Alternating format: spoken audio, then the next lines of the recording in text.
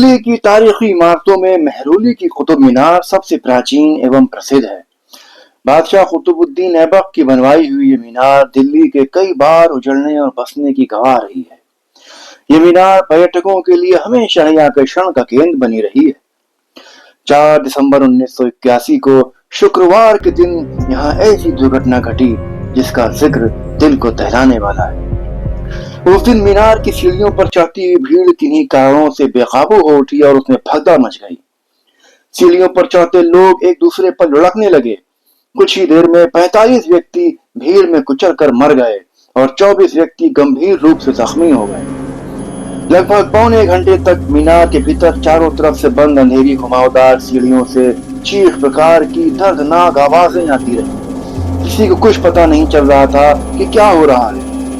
मीनार से बाहर अन्य लोगों की भीड़ भय और आशंका से घिरी मूक दर्शक बनी हुई सब कुछ सुनती रही। ये बूढ़ी मीनार सदियों से आंधी तूफान के आघात सहते सहते जर्जर सी हो गई है।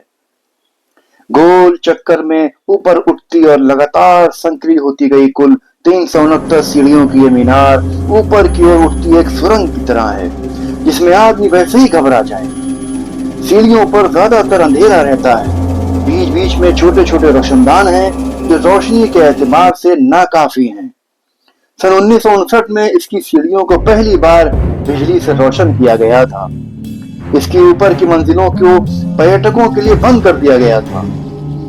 उसकी वजह एक तो इसकी दीवारें कमजोर हो गई और दूसरा छज्जों से कूदकर आत्महत्या करने की कुछ वारदातें भी हुई थी। अब पर्यटकों को केवल पहली मंजिल तक जाने दिया जाता था।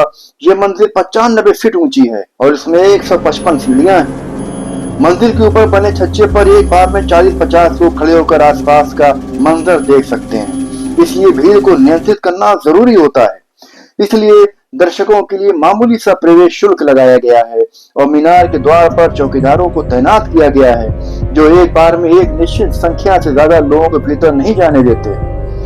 फ्राइडे के दिन प्रवेश शुल्क नहीं लिया जाता, अतः उस दिन भीड़ कुछ ज्यादा ही होती है। उस आगे शुक्रवार को आम पर्यटकों के अलावा राजस्थान और हरियाणा के स्कूल कॉलेजों के छात्रों की भीड़ भी मीनार देखने के लिए आई हुई थी। शुल्क मुफ्त होने के कारण द्वार के चौकीदार लापरवाह खड़े रहे और मीनार के अंदर 300 के लगभग स्त्री और पुरुष और बच्चे प्रवेश कर गए। 11 बजे से कुछ पहले अचानक हड़बड़ी मची। लोग सीढ़ियों पर लुढ़कने लगे। अंदर औरतें बच्चों की चीख पुकार मची। इस बीच जाने कैसे बिजली भी गुल हो गई। लोग घबराकर एक दूसरे को रौंदते हुए बाहर निकलने की कोशिश करने लगे। पहली मंजिल के छज्जे पर खड़े लोगों ने पर्चियां नीचे फेंकी जिन पर बचाओ बचाओ की अपील की गई थी। सीढ़ियों की सुरंग से चीख पुकार की आवाजें भी बाहर आ रही थी, लेकिन किसी को कुछ नहीं सूझ रहा था कि क्या करें। फिर कुछ लोग मीनार से निकलकर बाहर आए। उन्होंने बताया कि अंदर लोग कुचलकर मर रहे हैं। दिल्ली के आसपास के इलाकों में अफवाह फैली कि कुतुब मीनार गिर गई और कई लोग कुचलकर मर गए हैं। जब तक पुलिस और फायर ब्रिगेड की सहायता पहुंचती तब तक मीनार में घुटकर और कुचलकर 45 व्यक्ति मर चुके थे। मरने वालों में ज्यादातर बच्चे तथा युवा छात्र थे। 2 औरतें भी थी। घायल लोगों को पर्यटकों की बस में अस्पताल ले जाया गया। 45 लाशों में से 43 की पहचान उसी दिन हो गई, लेकिन 2 की पहचान 4 दिन बाद हुई। घायल लोगों के बयानों से पता चला कि कॉलेज के लड़कों ने भीड़ को धकियाते हुए आगे निकलने की कोशिश की, जिसके कारण लोग एक दूसरे पर लुढ़कने लगे। कुछ ने बताया कि सीढ़ियों पर कुछ आदमियों ने औरतों से छेड़खानी करने की कोशिश की, लेकिन एक बात साफ थी कि मीनार के भीतर जाने के लिए संख्या की जो पाबंदी थी उस पर वहां तैनात कर्मचारियों ने अमल नहीं किया और बहुत ज्यादा लोगों को एक साथ अंदर जाने दिया। अनुशासनहीन भीड़ में लोगों ने अपने को असुरक्षित महसूस किया और घबराहट में दुर्घटना और भी भयानक हो गई। दुर्घटना की जांच सेशन जज जगदीश चंद्र ने की और ये फैसला दिया कि दुर्घटना के लिए द्वार पर तैनात चौकीदार ही दोषी था। उसे निलंबित किया गया तो अन्य संबंधित व्यक्तियों को बरी कर दिया गया। सरकारी हाई स्कूल के कुछ लड़कों का जो अंदर थे, उनका कहना था कि नीचे से कुछ कॉलेज के लड़के हल्ला करते हुए तेजी से ऊपर आ रहे थे। हमारे एक मास्टर साहब को चोट लगी और वो गिर पड़े। हम तब नीचे की ओर भागे और थोड़ी देर में लोग एक दूसरे पर गिरने लगे। हमें धक्के लगे, गिरे भी, पर बचकर हम तेजी से नीचे भागते गए। सरकारी स्कूल के एक शिक्षक छज्जे पर थे। उन्होंने कहा, जब अंधेरा हुआ तो नीचे से आने वाले लड़के हा हा हू हू करते हुए आ रहे थे।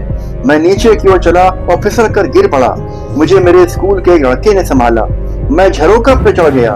उधर देखा तो लोग एक दूसरे पर गिर रहे थे। मेरे स्कूल का वो बच्चा जिसने मुझे बचाया था गिर पड़ा। बाद में उसकी लाश मिली। फरीदाबाद से जयप्रकाश गुलाटी, उनकी पत्नी और एक बच्चा चढ़ ही रहे थे कि भगदड़ मची। वो एक किनारे हो गए। भीड़ का रैला बाहर निकला। वो भी पीछे हो गए और किसी तरह बचकर निकले।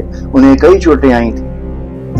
दिनमान के मशहूर पत्रकार सर्वेश्वर दयाल सक्सेना ने इस दुर्घटना पर लिखा, यह घटना लापरवाह दिल दिमाग से सड़ी हुई नौकरशाही की उपज है, जिसमें ऊपर से लेकर नीचे तक सभी शामिल हैं और सभी किसी न किसी रूप में हत्यारे हैं।